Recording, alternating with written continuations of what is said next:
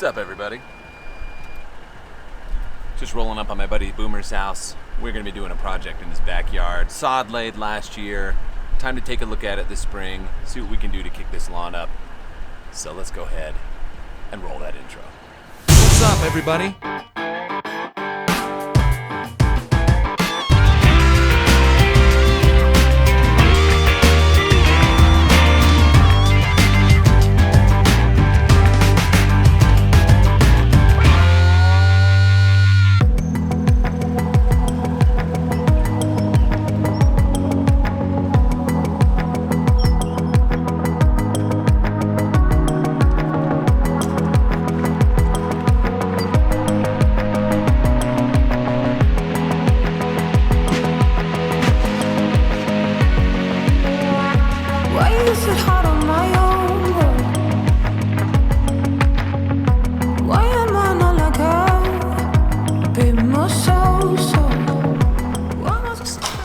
Second, I had to stop and just admire. That's already kind of coming up. Doesn't take long. Okay.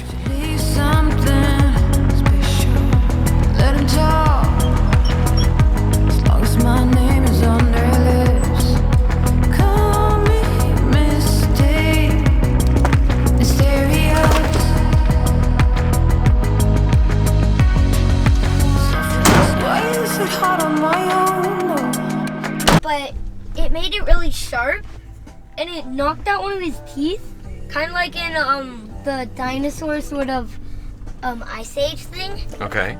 Like with the baryonyx. Yep. But instead, so instead of like revenge and stuff, he would. Wait, what was I talking about again? I don't know. All right, so first things first. All of this bluegrass was laid last October, right before it started to snow. It hasn't really been fed, and it hasn't really had a chance to set root yet. There's still some seams showing.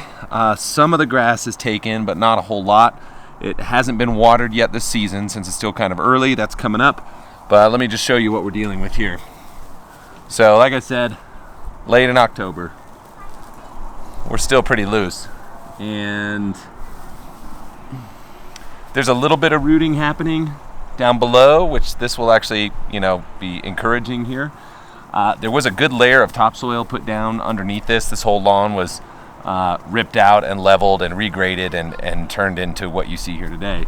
So the next big step is to get this to root down, get it turning green, get it mowed, and basically get it whipped into shape for the summertime. Let me just point a couple things out here.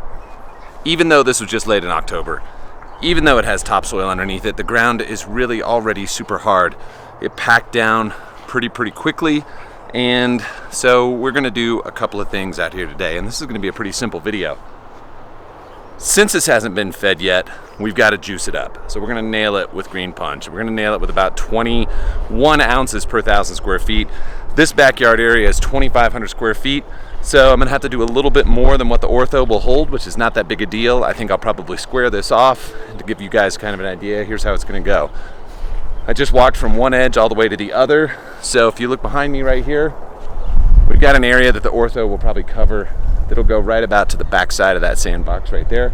Hit that spot, refill, hit the rest. Then I'm actually gonna go ahead and hit it with air rate. I'm gonna hit it at the 9-ounce rate, try to see if I can unlock anything that might be tied up in here, try to get some extra stuff flowing, and get everything moving. Now the goal here is to get the roots down. That is the most important part. We have a very short time between it being cold right now and moving into summer, and if it's going to do well and keep the water bill down through the summer and not really have any drought stress, then we've got to get the roots growing deep really quickly. So that's what we're going to do right now.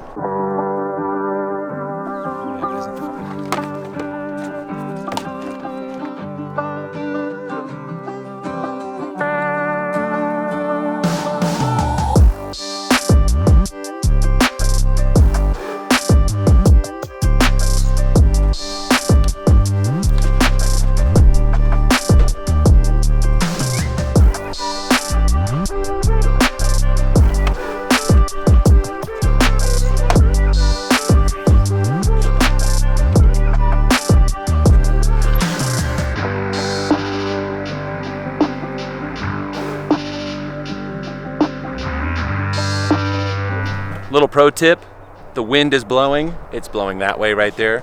Get behind the wind, let it spray everything out so that way you don't just get drenched and covered in black.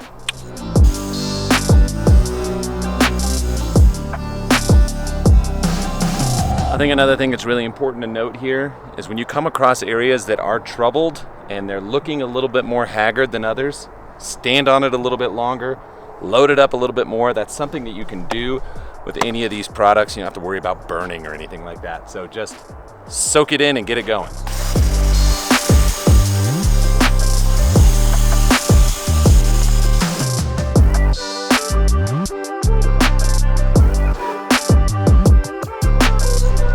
Okay, so Colorado blue spruce. This was transplanted to the property last fall also. It was pulled out of a construction zone and brought down here. And for the most part, this thing has some transplant shock. We're gonna see if we can bring it back, but I've got a little bit of 1801 left over from the lawn, and I'm actually just gonna turn it on this thing. There's about 4 ounces in here. So I'm gonna spray this whole thing, plus as much into the trunk as I can, and then everything else I'm just gonna let soak down around the base, and we'll see if we can get this guy to jump back out.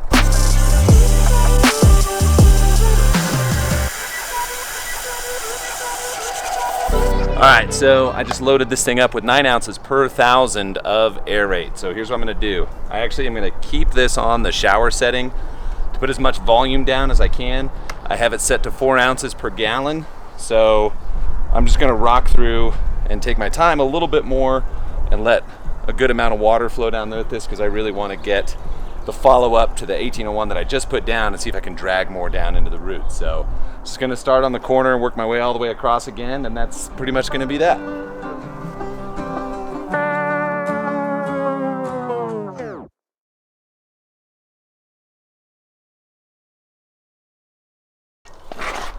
All right. So we're gonna have a nice little spring perk up going on right here. We're gonna have to come back and check on it in a little bit. There's a few things that are gonna have to happen to make this place look absolutely stellar. We may be still a few days away from getting irrigation turned on because there are some cold nights coming, so that has to be watched a little bit, but the soil is very dry, and obviously now that we're getting some sun and maybe there's a little chance of precipitation in the next day or two, it's going to get really, really hot and dry, so that's gonna have to be really monitored back here. Now, I would expect just after that application, we should see the turf tacking down in less than 2 weeks. Now, everybody should know there is no problem spraying any of the next line over freshly laid turf. And now a lot of the time, there's sort of an order that I think is a good way to go. Pre-treating your soil. I don't know that enough people do that. I think it's really important. Think of yourself like a farmer. Oftentimes, prior to seeding or even in the fall, fertilizer goes down before the next year's planting. So that's something that you can really think about. You can go ahead and spray down all of your soil. You can mix stuff in like humic and aerate and RGS and all of that and incorporate it. Lay your turf down and then go ahead and hit it again with something like RGS, 1801, any of those products, because it'll just help to set the roots faster. It's not going to lead to any sort of shock or anything like that because it's not a heavy feeding. You have to remember that this plant has just been taken out. Now, a good bulk of its roots are going to be right there in the soil that was removed from the sod farm, so there's not really a whole lot to worry about. But sometimes there's some good residual fertilizer left inside of that sod, so it's something to pay attention to as well. If you give it just a small dose of something to wake it up, sometimes you can unlock some of that material and establish the turf even faster. So we'll roll back down on this, take a look at it, and probably about 10 days to 2 weeks. We still have some other updates to do, and now that you've seen some of the stuff with the trees in the back, we're probably gonna have to come and do a little bit of work on those too. So stay tuned for all of it. It's gonna be a lot of fun, and I'll talk to you guys real soon. See ya.